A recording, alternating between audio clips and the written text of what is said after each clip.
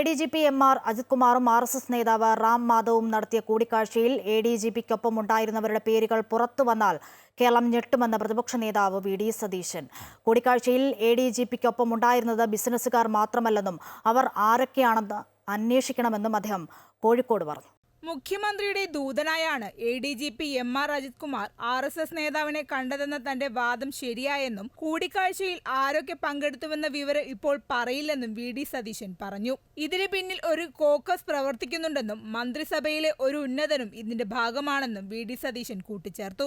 Kozhikode press ക്ലബിൽ നടന്ന meet the പ്രസിൽ സംസാരിക്കുകയായിരുന്നു അദ്ദേഹം. മുഖ്യമന്ത്രിയുടെ ഓഫീസിൽ ഒരു കോക്കസ് ഉണ്ട്. ഈ കോക്കസ് ആണ് പോലീസ് സേനയെ നിയന്ത്രിക്കുന്നതും പല കാര്യങ്ങളിൽ ഇടപെടുന്നതെന്നും.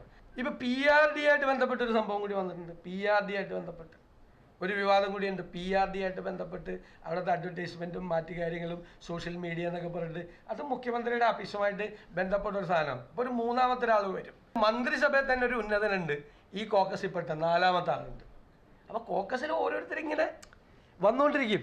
തൃശൂർ പൂരം കലക്കിയത് കാഫിർ വിവാദം പോലെ ഗൗരവകരമായ കാര്യമാണ്. വിഷയത്തിൽ ജുഡീഷ്യൽ അന്വേഷണം വേണം.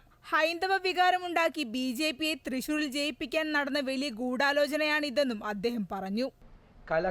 പൂരം കലക്കാൻ വേണ്ടി നടത്തിയ ഒരു ഗൂഢാലോചന അത് വളരെ വ്യക്തമാണ്. പൂരം കലക്കിയത് നിസ്സാര കാര്യമല്ല. കാഫിർ വിവാദം പോലെ ഗൗരവമുള്ളൊരു കാര്യമാണ്. ഹൈന്ദവ വികാരം ഉണ്ടാക്കി BJPയെ തൃശ്ശൂരിൽ ജയിപ്പിക്കാൻ വേണ്ടി നടത്തിയ വലിയ ഗൂഢാലോചനയുടെ ഭാഗമാണ് ഈ പൂരം കലക്കൽ.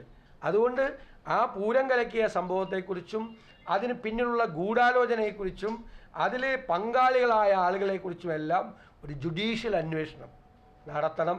അതേസമയം ഓണച്ചന്തയിൽ സാധനങ്ങളില്ലെന്നും ഇവയുടെ വില വർധനവാണ് സർക്കാരിന്റെ ഓണസമ്മാനമെന്നും സതീശൻ കുറ്റപ്പെടുത്തി. അമൃത ന്യൂസ്, കോഴിക്കോട്.